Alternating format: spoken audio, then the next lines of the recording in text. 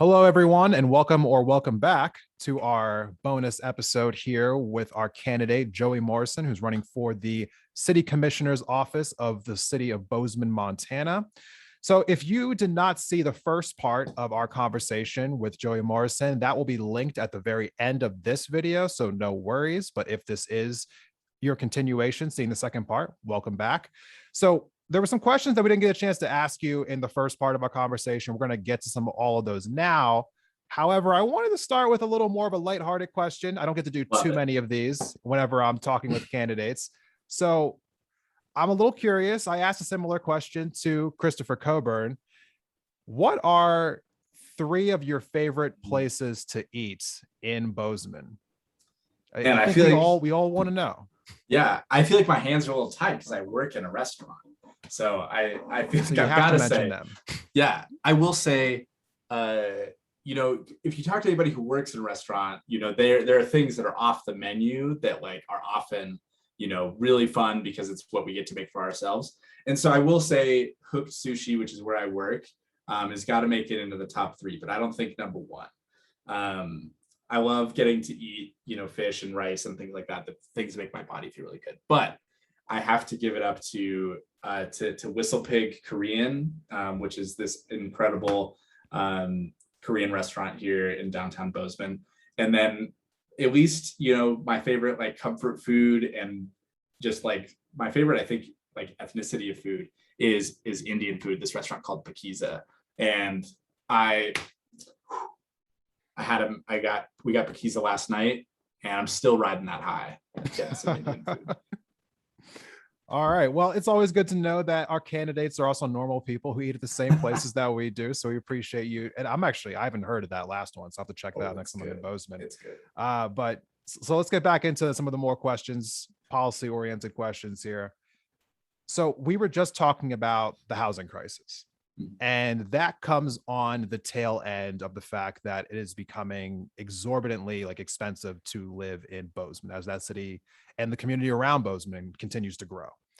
And so when we talk about the housing issue, it also feels like it's directly correlated to that fact that Bozeman is continuing to grow at this astronomical rate. And so a question that I have for you now is, as this community continues to grow, what can the city do? What particularly do you think should be done in order to protect the average resident who might be a little wary of this community continue to growing at the rate that it is? Yeah, the growth component is something that as we're canvassing, we hear so many different takes on it. Some that are still in the camp that like we need to keep developing, we need to keep growing, we have to grow our way out of this problem. We can't just like put up walls and say no more people can move here. And then folks who are like, we need to stop developing right now. It's just going to keep getting worse.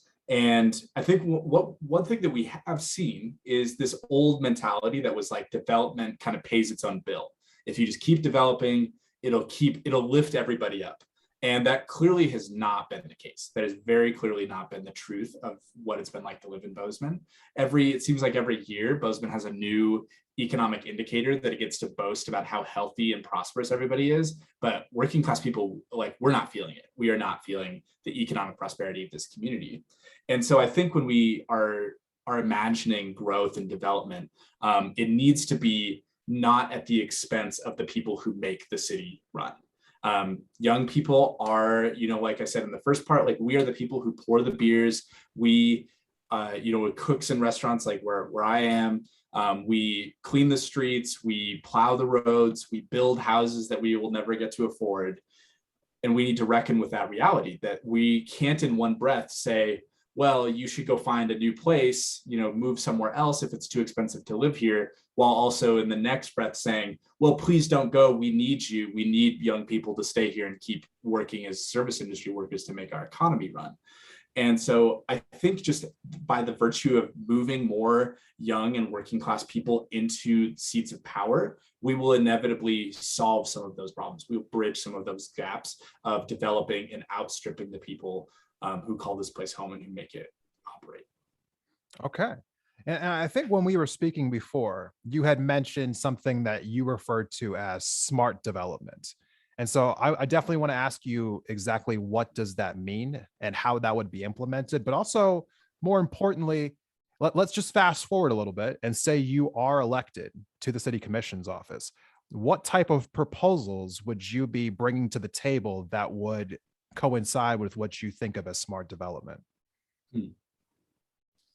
Yeah, when I think of things that I'd like to see that would happen quickly, um, one thing that I'll foreshadow that I have just started kind of investigating today, is so the city of Bozeman since like 2014 has imposed what are called impact fees, which are fees on new developments, fees on like whether it's commercial or residential. That's basically like every time you build a new home or a place where people are working or selling things, every flush of the toilet, every car mile driven, every time somebody has to like walk on the sidewalk, that is eroding our social infrastructure. It is impacting our social safety net. It's like impacting our social services like wastewater, clean water, emergency medical services, and our infrastructure. And so that fee is put into a pot to pay that back, to basically keep that money so that we can keep investing in these things. I think I want to look at those pots of money and start to kind of prioritize how that money gets used, looking at how we can just prioritize affordable zoning and affordable housing districts that we want to start building and creating in our communities. The other part is there has to be a lot more leverage and a lot more negotiating happening between the city and developers. Whether that be like one of the models that look really appealing that we've been reading about recently is like these ideas of integrated housing across class. So you have, if you have 100 units, you have 30 or 40 of them zoned at zoned and priced at like 80% area median income, 30 or 40 more like 120% area median income, and then you have the remnants are like at market value where they can be super expensive. Which one, like, we know that having people living together across economic lines and across like racial lines makes us healthier communities, and like less divided and less resentful. And also it still kind of keeps developers accountable to not being like, oh, this is for poor people, we'll build a really crappy development for all the poor people to live in so we can keep making all the like really nice ones for the rich people to live in. And then, as I said in the first part, still like I think a tenants union will be really important in just addressing not only getting more obviously that's not putting out more inventory, but how we protect the people who are trying to live here right now. Okay, well, thank you for explaining that. And at the beginning of that question, I had asked, like if you were elected, but obviously you are still within that process of trying to get elected into office. But Right. when we were talking about elections before, one of the things that you had pointed out was you thought that Bozeman's election system needs to be slightly altered. I think the phrase you said was we need to democratize our election. And so I want to ask you specifically about that now. What exactly did you mean by that? And what is it about Bozeman's current, I guess, election system that you think needs to be updated, altered, changed, what have you? Yeah, I love getting to talk about like a functioning democracy, like democratic process. So it's not necessarily we want to go in and change like how Bozeman is all at large, Missoula has wards and districts and things like that. I'm not necessarily talking about like functional apparatus of how elections happen, but more setting a standard and a common sense for what we expect from electoral politics in the city. Right now, people don't really have to campaign. They don't really have to, a lot of folks, they just kind of run on their incumbency or they run on their influence as being, a long-term establishment politician in the community, rather than knocking doors, rather than holding rallies, rather than hosting actions where people get to come and participate in the process. So core to how we've been running our campaign is very different than I think Bozeman has ever seen before. Oftentimes, campaigns might be 2 or 3 people that are paid and are throwing down like 40, 50, 60 hours a week to help a candidate get into office. But we are entirely volunteer run. We've got a campaign team of about 30 people that are that represent easily the most diverse campaign team Bozeman has ever had in a candidacy. We have like overwhelmingly working class young people. We have like BIPOC folks that are informing our strategy. We have a lot of like queer and femme representation that we knew was really, really important to making sure we don't miss really important parts of our platform, miss really important parts of like the voices that need to be represented in this process. So that's like part of how we are running a campaign that is more democratic. Like we're knocking thousands and thousands of doors. We're putting out literature that is both informing them about my policies, but also informing them about how city government works. We're, hopping onto podcasts like this and getting onto YouTube channels with other folks to make sure that we're getting our message out there as much as we can. And we're meeting with people in the community in a really intimate way to learn about the challenges that they're facing. We like to say, like, every time we have a conversation with someone and they get to tell us what's tough, that sharpens our resolution of the problem. It lets us see more clearly what is tough for people living, like actually experiencing the challenges of Bozeman. So that's like how we're running our campaign. But when we're when I'm in office, I'm really excited to look at things like having like a city like podcast that's like facilitated by like young people, or either in collaboration like within the city or collaboration with somebody like Ford Montana or Sunrise or other grassroots groups, to be putting out consistent information about like, what is the city doing? I'm sitting here reading over an audit of Bozeman's Unified Development Code, and it's 64 pages and it's miserable, but I'm going to read it because I need to, but not everybody should. I should be able to tell that to everybody, so now everybody can know. And so that's part of democratizing these processes as well, is making the functions of the government, the ways the city is prioritizing things, what is actually happening, making that digestible and accessible to just regular folks. That's incredibly admirable. I mean, truthfully, I think that a more educated public is at everyone's advantage. So I truly think that's a great idea, making that information more accessible to people. So let me go a little bit, like different off course now. So we talked earlier in the first part about you becoming a member of the Sunrise Movement. So obviously climate change is something that is very important to you. There aren't like a huge plethora of things that the city by itself can do to address climate change, but there are some things. And so that's kind of like where I want to bring this now. What are some of the issues that you think that the city can tackle in regards to climate change? And what would you like to see be done that's not currently being done? Yeah, I think I, as a candidate, have definitely been talking about climate change in a different way, especially than the people in my race, in a really comprehensive way that I think is really important in both explicit, like dire terms of what we're experiencing, as well as in the nuanced concepts of like what we're experiencing right now. And I kind of want to break that down a little bit. One, we need to start treating climate change as a pressing, like catastrophic event that we are watching unfold before our eyes.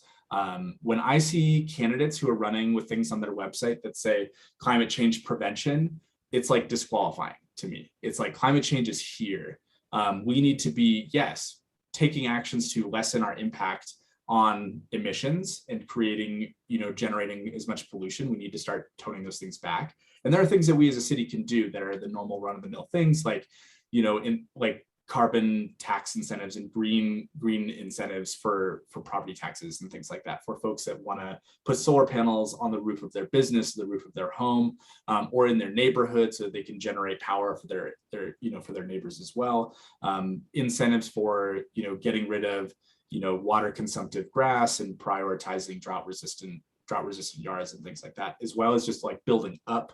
Like, we know the more we build, the more densely we build, we're less water consumptive.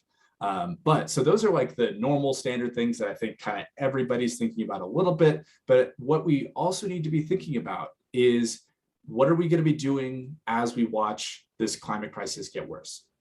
So often when we're talking about displaced folks due to climate change, we talk about like Bangladesh, or we talk about sub-Saharan Africa, and we're not really focusing on yes, those places are experiencing climate change differently than we are, but we're also watching as fires grow closer and closer to residential areas. I think one of the things I want to start introducing into our common sense and into our conversations as a city is, what are we doing to prepare for when a small rural town burns to the ground and 1,000 people are displaced within our own home state, and they're likely to go to places like Billings, Bozeman, Missoula, Butte, Helena? How are we preparing for that inevitable disaster that we're, young? I think young people are in this consciousness of like, yeah, that's where we're headed. We're gonna see things like that, and we need to get ready.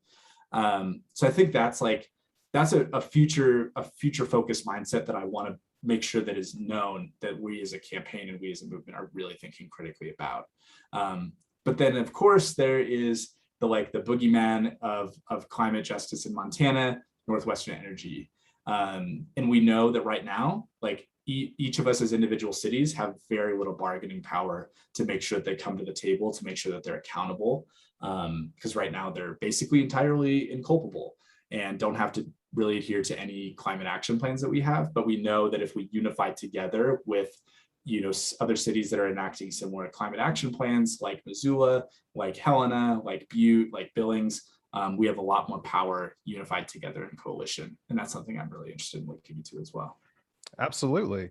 And so got a couple questions here I want to round out as we're kind of like coming to the close of this. But, again, I want to come back to something we talked about in the first part. You had talked about how when I asked you, other than housing, what was one of the most important issues for you? You said childcare and you said mental health services. Now, we went with childcare, talking about that in the beginning there, but we didn't get a chance to talk about mental health services. So I want to bring the conversation back to that now, because I know that you also have worked in a crisis center there in Bozeman. And so talk to me about that issue in particular, because you said it was one of the most important issues to you. So why is it so important, and what should the city be doing to address this issue that's widely under addressed across the nation, honestly? Yeah, when we're thinking about mental health care, there's certainly some part of it that is in reference to folks who are like the walking well. They're getting by and they're functioning, but they're struggling with anxiety or depression, things like that. That absolutely, we want to look at how the city can be assisting either folks getting access or providing support to counselors that need assistance in justifying taking on more clients, to justify to themselves that additional workload, which are things that I've heard when talking with counselors in this community. But a big part of that conversation is also when folks are experiencing an acute mental health crisis or crisis related to substance use, which is really concentrated in our community members that are experiencing homelessness. Thinking about what happens for folks that need support when they call 911. We know that bringing into conversations about the way in which police show up to these incidences, we know are not effective. We know that they are not showing up in the same way that a professional crisis counselor shows up. And we want to make sure that we are providing that resource. So that looks that looks really explicitly looking at how what money is our local law enforcement budget getting to address mental health crises, because recognizing that they're already overburdened and they are underqualified to address these things, how do we move that money to the people who just need the additional funding to hire more staff to be able to show up to these things, to be able to talk with somebody experiencing homelessness who is having an outburst related to diagnosed schizophrenia or something like that. We know that police shouldn't show up to that. A social worker should show up to that.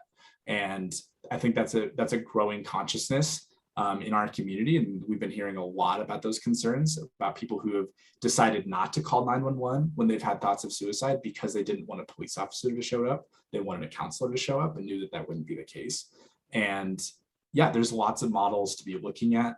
I know Bozeman's looking really critically at the Cahoots model, which is out of Oregon, that has a lot of promise in looking at how, we can take this burden, take the burden and the funding from law enforcement and move it to the people who already know how to de-escalate and know how to handle these situations in a trauma-informed and empowering way. Absolutely. And so again, I want to thank you for coming on for the podcast today and talking to everyone about your positions and your vision and what it is that you're trying to do as you are running for this office in Bozeman, Montana for the city commission. So as my final question to you now, as you're kind of like reflecting on everything we just talked about, what is your pitch to the citizens of Bozeman, to the residents of Bozeman? What do you say to them as why they should choose you to be one of the next city commissioners of Bozeman? Yeah, I want to say that really every part of the platform that I'm running on, every part of my experience that informs the way I want to change this community are grounded in safety. We know that affordable housing keeps our community safer. We know when folks have access to childcare, it makes our community safer. We know that when people have access to mental health care, whether that be long-term or when they're having a crisis, we know that makes our community safer. And being able to pull the levers of power to make that a reality, who is grounded in those personal stakes. I'm not trying to do this to like save the next generation. I'm doing this because these are the things I want right now. These are the things that we know we as a community deserve. And it's time for a young working class person to be on our city commission, somebody with integrity, somebody who feels the heat of how hard it is to live here. And that's what I'm bringing.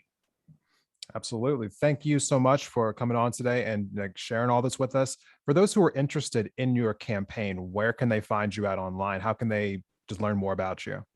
Yeah. Thank you so much for having me and for giving me the opportunity to throw out my pluggables. You can find our website at www.joeyforbozeman.com. That will have also links to everything else we have. There's a link tree on the website that'll take you to all of our socials as well. But you can find us on Facebook and Twitter and Instagram, all at the same handle, Joey for Bozeman. That's the quickest way to find all the things we're up to. All right, everyone. And I'll have those links in the episode description. So just go ahead and drop it in the episode description now, and you'll be able to see those links there as well. Good luck in your race. I really, I hope that, that you're able to get some good exposure. I hope that you're able to get your message out to more people. I think you got a good thing going here. And so, as an interviewer, probably shouldn't always be endorsing people out front, but whatever. I'm not a traditional journalist. I don't even know if I am a journalist here. So thank you everyone for watching this today. I, hope that if you take something out of, like my stance here, I would like to tell everyone to get more involved in our local politics. There are, especially in these off years, there are not enough residents here in Montana who really kind of show up for these local elections. So please, get involved with these local elections, wherever you are in this state, and drag your casual voting friends with you, please. And thank you. Yeah. All right. Thank you so much, Joey, for coming on today. And we'll see everyone else in the next video. Take care. Yeah. Thanks for having me.